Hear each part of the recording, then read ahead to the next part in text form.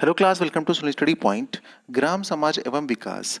तो ग्रामीण परिवेश जो है ना, लेखपाल में 25 नंबर कवर करता है। तो हमारी ये प्रैक्टिस टेस्ट सीरीज चल रही है। आज हमारा इसका फोर्थ पार्ट है। चलिए स्टार्ट करते हैं क्वेश्चंस। तो पहला क्वेश्चन जो है इसका, वह व्यवस्थित प्रविधि जिसमें अनुसंधानकर्ता संबंधित व्यक्ति या फिर व्यक्तियों से स्वयं मिलकर बातचीत करके एवं उत्तर प्रत्युत्तर द्वारा उस विषय के बारे में वास्तविक ज्ञान प्राप्त करने का प्रयास करता है, क्या कहलाती है? ऑप्शन है आपके सर्वेक्षण, निर्वाचन, प्रतिवेदन या फिर साक्षात्कार।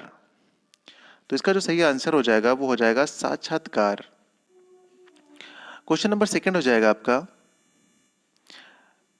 जिस प्रश्नावली में प्रत्येक प्रश्न के आगे उत्तरों के अनेक विकल्प होते हैं तथा सूचनादाता को उन्हीं में से एक का चुनाव करना होता है, तब ऐसी प्रश्नावली को कहा जाता है। ऑप्शन है आपके संरचित प्रश्नावली, असंरचित प्रश्नावली, बंद प्रश्नावली या फिर मिश्रित प्रश्नावली। सही आंसर हो जाएगा आपका बंद प्रश्नावली। क्वेश्चन नंबर थर्ड है, आधुनिक आधुनिकीकरण के मानव जीवन के किस दृष्टिकोण में परिवर्तन किया है? जातिगत दृष्टिकोण, धार्मिक दृष्टिकोण, सांस्कृतिक दृष्टिकोण या फिर ये सभी। सही आंसर है आपका ये सभी। क्वेश्चन नंबर 4 है, संयुक्त परिवार की संपत्ति के उत्तराधिकार से संबंधित दाय भाग नियम को किसने प्रतिपादित किया? इंपॉर्टेंट क्वेश्चन है ये आपके लिए। दाय भाग नियम को किसने प्रतिपादित किया? विज्ञानेश्वर, जीमूत वाहन, शंकराचार्य या फिर मनु। तो सही आंसर हो जाएगा आपका बी, जीमूत वाहन। क्वेश्चन नंबर 5 देखते हैं, प्रधानमंत्री नरेंद्र मोदी द्वारा 12 मई 2020 को आत्मनिर्भर भारत अभियान की घोषणा की गई। इसके तहत कितनी राशि की विशेष आर्थिक पैकेज की घोषणा की गई? इसका सही आंसर है आपका 20 लाख करोड़ रुपए। क्वेश्चन नंबर 6 देखते हैं, राजीव गांधी ग्रामीण विद्युतीकरण योजना का किस वर्ष दीनदयाल उपाध्याय ग्राम ज्योति योजना में विलय कर दिया गया? वेरी इंपॉर्टेंट क्वेश्चन है, आप ध्यान रखिएगा इसको। ऑप्शन है आपके 2014, 2015, 2016, 2017। तो इसका सही आंसर हो जाएगा आपका 2014। क्वेश्चन नंबर 7 देखते हैं, राष्ट्रीय स्वास्थ्य मिशन के अंतर्गत संचालित कार्यक्रम मिशन इंद्रधनुष का उद्देश्य क्या है? ऑप्शन है आपके निशुल्क जांच करना, आशा को प्रशिक्षित करना, वर्ष 2020 तक 90% टीकाकरण के लक्ष्य को प्राप्त करना या फिर गर्भवती महिलाओं को वित्तीय सहायता देना। इसका सही आंसर हो जाएगा आपका सी, वर्ष 2020 तक 90% टीकाकरण के लक्ष्य को प्राप्त करना। Question number 8, national health profile 2019 की रिपोर्ट के अनुसार ग्रामीण क्षेत्रों में कितने मरीजों पर एक बेड उपलब्ध है? 2000, 3100, 5000 या फिर 6000। सही आंसर है आपका 3100 यानी 3100। ठीक है, 3100 बेड उपलब्ध है। क्वेश्चन नंबर 9 देखते हैं, मनरेगा योजना में केंद्र सरकार तथा राज्य सरकार के बीच मजदूरी वित्त का आवंटन किस अनुपात में किया जाता है? वेरी वेरी इंपॉर्टेंट क्वेश्चन है आपके लिए, बहुत ज्यादा इंपॉर्टेंट है, ध्यान रखिएगा।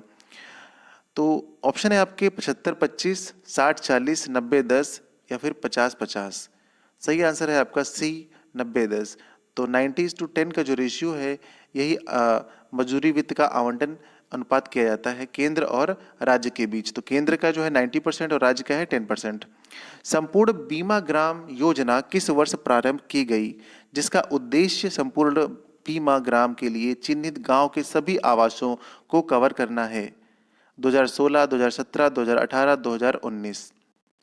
तो इसका सही आंसर हो जाएगा 2017। क्वेश्चन नंबर 11, ग्रामीण अर्थव्यवस्था के संस्थागत सुधारों का घटक कौन सा है? भूधारण की व्यवस्था, भूमि मापन, कृषि मापन या फिर ग्रामीण विकास। तो इसका जो सही आंसर हो जाएगा वो हो जाएगा भूधारण की व्यवस्था। क्वेश्चन नंबर 12 देखते हैं, निम्न में से कौन सा आधुनिक कृषि यंत्र नहीं है? थ्रेशर, हार्वेस्टर, बैल हल, ट्रैक्टर।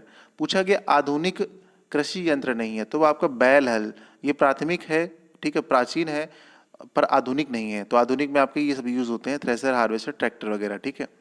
क्वेश्चन नंबर 13 देखते हैं। प्रधानमंत्री किसान संपदा योजना का मुख्य उद्देश्य क्या है? कृषि न्यूनता पूर्ण करना, प्रसंस्करण का आधुनिकीकरण करना, कृषि उत्पादों की बर्बादी को रोकना, या फिर उपरोक्त सभी। तो इसका सही आंसर हो जाएगा उपरोक्त सभी। क्वेश्चन नंबर 14 देखते हैं। भूमि सुधार हेतु कानून बनाने की शक्ति किसके पास है? केंद्र सरकार, राज्य सरकार, पंचायती राज संस्थाएं, या फिर ए बी दोनों। ये ऑप्शन है आपके। तो इसका सही आंसर हो जाएगा आपका राज्य सरकार। तो राज्य सरकार के पास है भूमि सुधार हेतु कानून बनाने की शक्ति। क्वेश्चन नंबर 15 है। गांव में भू राजस्व की वसूली का कार्य किया जाता है? पटवारी द्वारा, गिरदावर द्वारा, सरपंच द्वारा, या फिर तहसीलदार द्वारा। सही आंसर है आपका पटवारी द्वारा, यानी कि लेखपाल के द्वारा गांव में भू राजस्व की वसूली का कार्य किया जाता है। क्वेश्चन नंबर 16 है। किसी गांव के भूखंडों को एक विशिष्ट क्रमांक से दर्शाने वाला मानचित्र कहलाता है? लेखा चित्र, खसरा, नक्शा, या फिर लेखा बही। इसका सही आंसर हो जाएगा खसरा। तो जो खसरा है वो गांव के भूखंडों को एक विशिष्ट क्रमांक से दर्शाने वाला मानचित्र है। निम्नलिखित में से किस उपकरण का प्रयोग भूमापन में नहीं किया जाता है? आपको ध्यान देना है, भूमापन में नहीं किया जाता है। जरीब, कंपास, थियोडोलाइट, बैरोमीटर। तो बैरोमीटर से तो दाब मापा जाता है, मतलब इसका मापन भूमि मापन में नहीं किया जाता है, मतलब यही इसका सही आंसर हो जाएगा। क्वेश्चन नंबर 18 देखते हैं। भारतीय ग्रामीण समाज को बांटा जा सकता है मुख्यतः जमींदार वर्ग एवं काश्तकार वर्ग में, जनजाति समाज और जमींदार वर्ग में, जनजाति समाज और कृषक समाज में, उच्च जाति एवं निम्न जाति समूह में। तो इसका सही आंसर हो जाएगा आपका सी, जनजाति समाज और कृषक समाज में। इन दोनों समाजों में इसको विभाजित किया जा सकता है, भारतीय ग्रामीण समाज को। क्वेश्चन नंबर 19 देखते हैं। उत्तर प्रदेश के किस नगर को सुरमा नगरी के नाम से जाना जाता है? अयोध्या, बरेली, जौनपुर, रामपुर। सही आंसर है आपका बरेली। तो बरेली को सुरमा नगरी के नाम से जाना जाता है। Question number 20। उत्तर प्रदेश का कौन सा जिला दरी निर्माण उद्योग के लिए प्रसिद्ध है? गाजियाबाद, मिर्जापुर, जौनपुर, या फिर झांसी। इसका सही आंसर हो जाएगा आपका मिर्जापुर। तो मिर्जापुर जो है वो दरी निर्माण उद्योग के लिए, या फिर आपका ऑप्शन आएगा कालीन उद्योग के लिए। तो आप ध्यान रखिएगा मिर्जापुर ही है, इस चीज के लिए फेमस है। अगला क्वेश्चन देखते हैं। वर्ष 2019 में केंद्रीय खाद्य व प्रसंस्करण मंत्री ने उत्तर प्रदेश के किस स्थान पर मेगा फूड पार्क की आधारशिला रखी है? आपके ऑप्शन है मेरठ, मथुरा, अलीगढ़, लखनऊ। इसका सही आंसर हो जाएगा आपका मथुरा। Question number 22। उत्तर प्रदेश में सर्वाधिक मूंगफली उत्पादक जिला कौन सा है? कन्नौज, कानपुर, बरेली, झांसी। सही आंसर हो जाएगा आपका डी, झांसी। तो झांसी है सर्वाधिक मूंगफली उत्पादक जिला है, आप ध्यान रखिएगा। क्वेश्चन नंबर नेक्स्ट 23 देखते हैं। उत्तर प्रदेश में दुग्ध पदार्थों का व्यवसाय किस ट्रेडमार्क के तहत किया जाता है? मदर, अमूल, पराग, सुधा। सही आंसर है आपका पराग। Question number 24। खलिहान अग्नि दुर्घटना सहायता योजना के तहत उत्तर प्रदेश में न्यूनतम कितनी राशि की सहायता दी जाती है?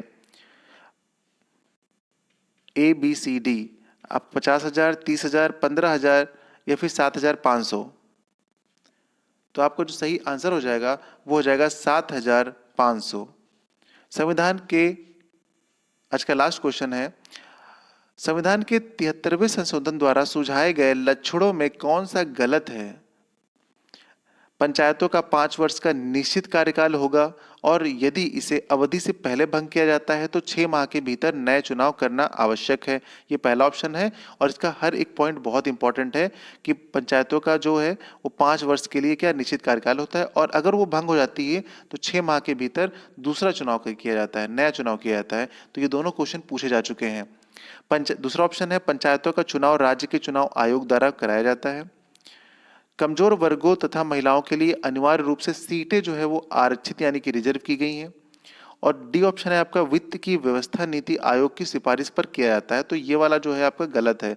बाकी ऊपर के जो तीनों ऑप्शन है वो बिल्कुल पंचायती राज से संविधान जो संशोधन हुए थे उसके हिसाब से सही है। लेकिन पूछा गया कि इन लक्षणों में कौन सा गलत है, तो गलत तो हमारा डी वाला है, तो डी वाला इस क्वेश्चन के अकॉर्डिंग आंसर हो जाएगा।